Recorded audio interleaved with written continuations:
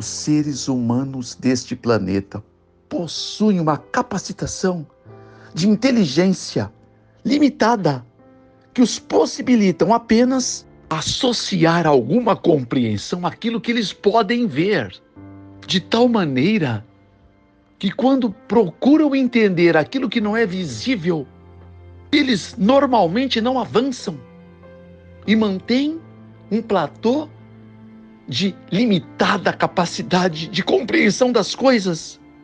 Um pensador disse certa vez que tudo que há em cima do solo foi criado do que há debaixo do solo. As coisas mais importantes desta vida, mais valorosas, mais caras, não podem ser vistas, mas apenas sentidas. E não se tem como pagar por elas, como o amor, a calma e a paz, a saúde, a felicidade, a sabedoria, a formação de um lar, caráter e um senso prático de eternidade. E o objetivo do Criador é que nós apreendamos a desenvolver uma inteligência prima que tornam pessoas comuns capazes de criar e idealizar coisas novas, não simplesmente em continuar repetindo o que outras gerações já foram capazes de fazer. E isto é uma consideração da ação cognitiva do homem associada à espiritual. Assim compreender que o objetivo master do Criador não é necessariamente que você aprenda tudo o que ele almeja lhe ensinar de uma só vez. Não, mas sim aprender a aprender. O que significa aprender a desaprender modelos alquebrados, paradigmas, sofismas, que têm que ser dissolvidos da nossa mente, que são bloqueios e incapacitam a capacidade intelectual do homem, que acaba bloqueando o potencial ilimitado da mente, com travas que precisam ser desarmadas e removidas. Desta forma, eu preciso ter em mente o que significa aprender a reaprender, a arte do desenvolvimento espiritual para buscar e alcançar as metas do eterno, as mesmas que ele colocou dentro de mim, dentro de você. E são essas que nos fazem sonhar. E desta forma, a geração de ideias novas. Essas ideias se transformarão em novas ações e gestos que vão transformar o meio onde estamos. Isto é um dom da natureza, meu irmão. Traz uma felicidade original em poder compreender tudo isto. Quando esse processo se consolida na mente de um homem, ele passa a se tornar capaz de solucionar, resolver, interagir com todos.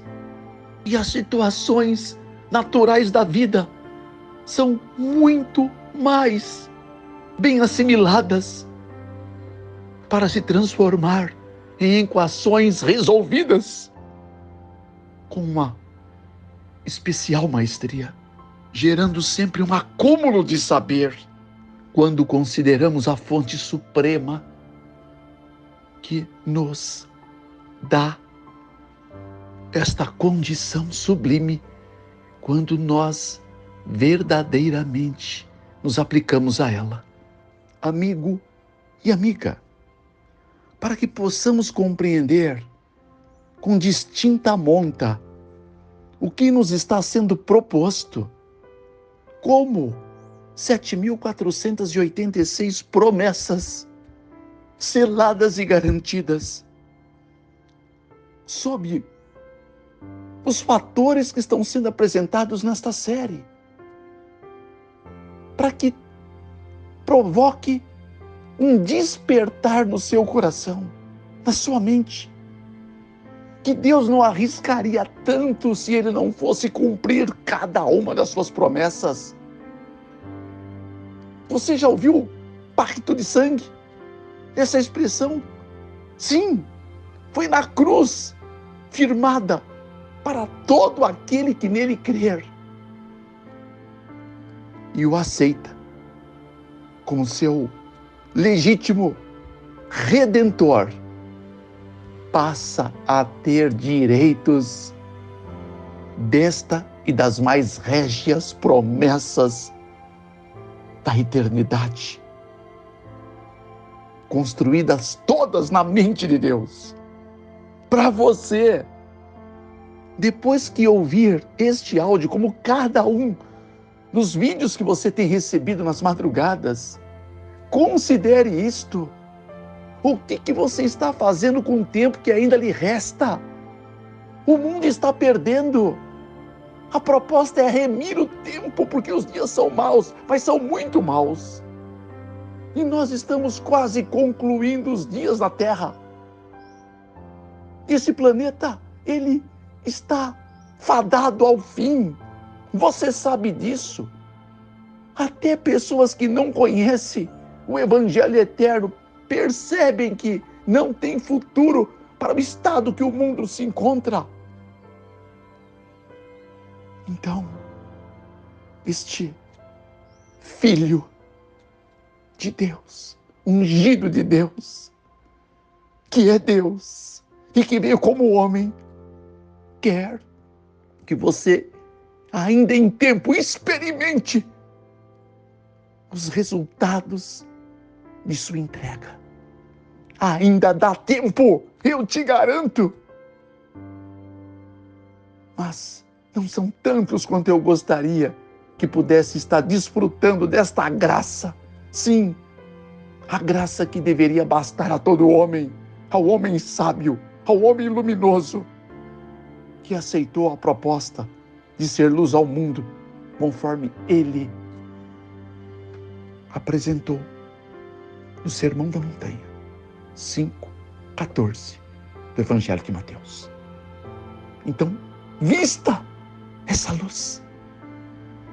Aceite a proposta do maior mestre de todos os tempos. Mestre é aquele que vem para ensinar.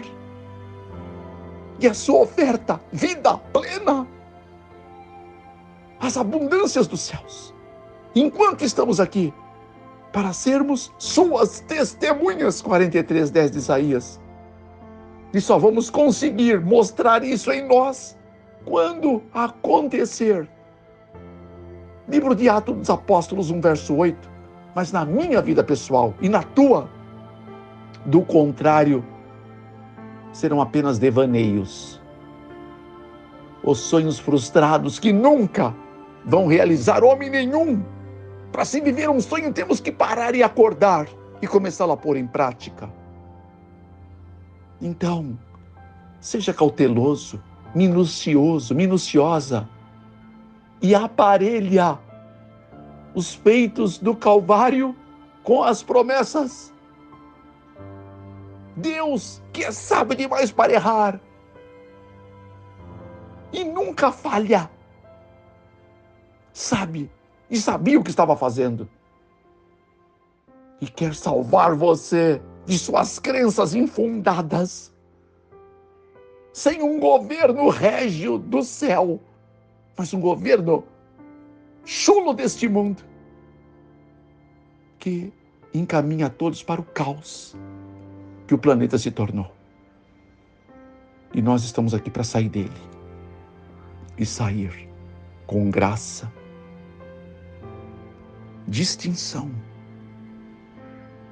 para que Deus seja glorificado em nós, em você. Amém? 5:16 do Evangelho de Mateus, Sermão da Montanha também. 15:8 do Evangelho de João. E 11:40 do mesmo Evangelho. Ainda acrescento para você Atos 13:52. É extraordinário, associado a Levítico, livro de Levítico. 9, verso 6. Toma posse, tenha coragem, seja ousado, ousada a fazer de cada uma dessas palavras, promessas, como ofertas de Deus para que você se apossua delas. Vamos então entrar no mérito, que agora é importantíssimo você compreender os detalhes que se perfazem toda a estrutura dessa garantia. Amém? Então, eu aparelho o Evangelho de Mateus, capítulo 27, a partir do verso 44, apenas como um toque de lembrança, e entrarmos na parte que nós ainda não aprofundamos. Então, logo depois da temática de ontem, em que as vestes de Cristo foram lançadas sortes, e que também os salteadores, que estavam um à sua direita, outro à sua esquerda, passaram a compreender, pelo menos um, quem era ele, e recebido a sua promessa, Deus estava caminhando para os últimos instantes. Desde a hora sexta, é o verso 45, houve trevas sobre toda, está aqui escrito, a terra, até a hora nona. Hora sexta, lá em Israel, normalmente para nós significa o meio-dia, o auge da luz do dia. E a hora nona, por consequência, 3 da tarde, ou 15 horas. Para você situar o horário Brasil, ok? Aquela tarde de sexta-feira foi inesquecível. O sol brilhou até o meio-dia. E de repente, escureceu tudo durante 3 horas, longas horas de trevas sobre a terra. Não foi um eclipse, foi uma ação sobrenatural. Aquela treva era tão profunda que podia ser apalpada. E em meio à escuridão, em alguns momentos, um relâmpago surgia do céu, iluminava a cruz e a silhueta do Salvador crucificado. Quando engrossaram aquela escuridão, a agonia do Filho de Deus aflorou-se de tal maneira que ele não pôde se conter. E ele desprende um brado desesperado. Irmãos, amigos, imagine Deus desesperado. Olha o que o pecado pode fazer. Depois examine 15:33 do Evangelho de Marcos e 14:33 também de Marcos. E lá está escrito que Jesus, voltando um pouco ao Getsemane, pouco antes de tudo isto, ele começou a ter pavor. Deus apavorado, Deus angustiado, Deus inflamado pela doença escorchante, medonha da maldita iniquidade do homem, toda ela recheada de orgulho, presunção, supremacia e egoísmo nato. Há poder nesse sangue que já estava sendo derramado. E a voz de Deus na cruz é ouvida perto da hora nona, quando Jesus recita em alta voz: Eli, Eli, lema sabachthani, o que significa uma expressão hebraica: Deus meu, por que me desamparaste? Marcos também retrata esta fala, mas ali se diz Eloi, Eloi, lema sabachthani, a expressão Pai em aramaico. Muitos não compreendem o que estava se passando, qual drama fez com que Cristo ressoasse esta fala cheia de dor, cheia de terror, cheia de desamparo. A luz de Deus estava retrocedendo da sua vista. E ele estava sendo passado às mãos dos poderes das trevas para salvar você. Pensamento retirado de Sinais dos Tempos, 1/8 de 1892. Estava acontecendo um fenômeno de ordem universal, jamais ocorrido em todo o universo. Cristo, para poder morrer em lugar do pecador, no lugar do Fernando Lux e no teu, meu irmão, minha amiga, que segue conosco essa campanha, ele precisava desligar-se do Pai. O trino poder deveria ser separado como nunca antes e como nunca jamais. Esta é a única ruptura dos poderes divinos de toda a eternidade, eu repito. Estão muito bem registradas em SDA, Comentários Bíblicos, volume 7, página 924. Também na página 1028. E também no manuscrito para a Igreja de Deus, de número 93, escrito e assinado em 1899. 2 Coríntios 5:21. Todo o pecado do mundo estava sobre ele. Isso tornou a sua mente obscurecida como aquela escuridão. Ele não conseguia ver a presença do Pai. Ele, desesperado, cria que poderia ter se separado para sempre. O peso do pecado é nefasto. Ele é terrível. É um desastre na eternidade que só Deus podia reparar. E é o que a cruz representava para mim e para você, e para todo ser vivente do universo, inclusive os anjos. Quando ele chamou pelo Pai, onde estava Deus? Aonde estava o Senhor? Agora, louvado seja o mesmo Deus, Pai de nosso Senhor Jesus Cristo, porque a igreja profética é dotada do dom profético.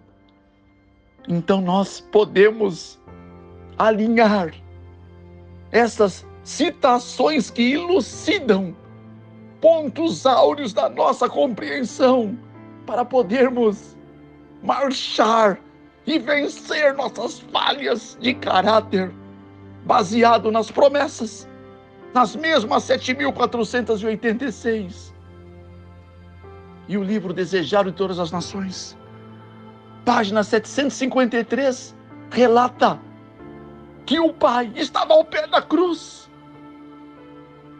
Mas Cristo não podia vê-lo nem senti-lo. Ele tinha que sentir o horror, o drama do meu e do teu pecado e do mundo inteiro. Se você quiser tentar compreender melhor o que estava se passando no Calvário, no meio daquelas trevas, comece a dimensionar na sua mente o sofrimento, a dor nevrálgica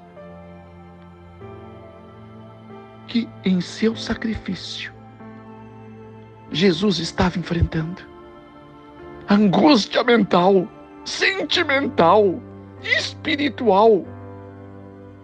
Considere os resultados desta tensão sobre o corpo do Mestre. As doenças que elas causam em qualquer ser humano. Jesus ali era humano, nunca esqueça disso. As dores físicas, as terríveis, aquelas que são piores do que dor de parto, como as mulheres sabem, causadas sobretudo pela dor emocional, pelo estresse arrojado, pela depressão, pelo medo, pelo pavor. Sim, como exemplo, as emoções podem tornar a pele enrugada, acinzentada, fazer parecer envelhecidos os que estão sofrendo de amargas emoções, não é verdade? O estresse pode provocar ataques cardíacos, meu irmão, enfraquecer todo o sistema imunológico, deixando o corpo mais vulnerável ao câncer. Há muitas outras enfermidades, resfriados dos mais simples, até pneumonias, porque não há defesas, o corpo está inabilitado, toda a circulação prejudicada, todos os sentimentos são de temor, de dor, de espanto. Cristo agonizava sob o peso dos pecados do mundo inteiro. Depois você pode ver Isaías 52:14, 53:2. Cristo tomou a maldição que pertencia a mim como transgressor da lei de Jeová e a todo que já a transgrediu. Porque está escrito: maldito todo que for dependurado no madeiro. Gálatas 3, verso 10 a 13. E repito, 2 Coríntios 5, 21. Desta forma, em nome de Cristo Jesus de Nazaré, com o que se parece o pecado? Para alguns, parece bonito quando visto de uma perspectiva espiritual, diferente, aprazível ao coração de um homem atordoado pelos prazeres deste mundo, buscando milhares de estímulos para ter migalhas de um prazer chulo e nefasto. Imagine como Deus deve ver a mim, a você, quando conservamos um pecado acariciado, não confessado. Será que Ele vê alguma beleza em nós? O que será que Ele vê além de nós? Além dos nossos rostos sociais? Ele vê o coração, meu irmão.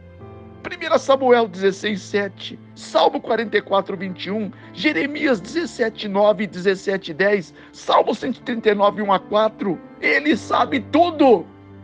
Tudo que se passa na mente do homem. Mateus 15, 18 e 19.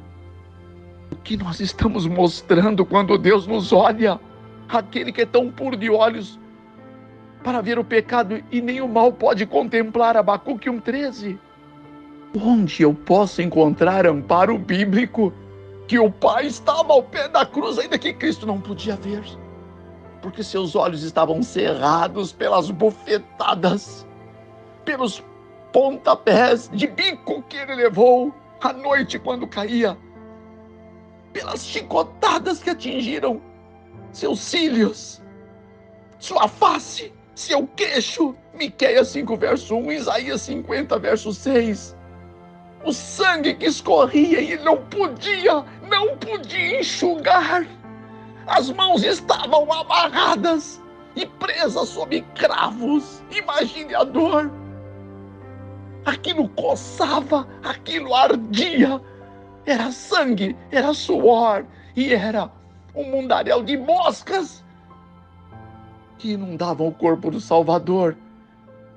E alguns vinham e me cuspiam sobre aquele corpo totalmente degradado por amor de você. O meu e o teu Jesus. Onde estava o Pai? Então, lembre-se que Ele mesmo disse. Portanto, é importantíssimo você ver a série inteira. E no Evangelho de João 15:32, quando ele ainda estava consciente, ele sabia que o Pai sempre estaria com ele. Ele não tinha essa dúvida há pouco tempo atrás.